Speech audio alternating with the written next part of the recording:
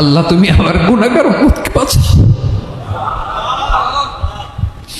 এই দুনিয়ার বুকে রব্বুল আলামিন সব নবীকে একটা করে দাওয়া মুস্তাজাবা দিয়েছেন, মানে যে দোয়া করলে কবুল হয়ে যায় সাথে সাথেই। দাও বিহা, দুনিয়ার সব নবীরা ওই দোয়াটা দুনিয়ায় করে ফেলেছে। বিশ্বনবী বলেন আমি করি নাই।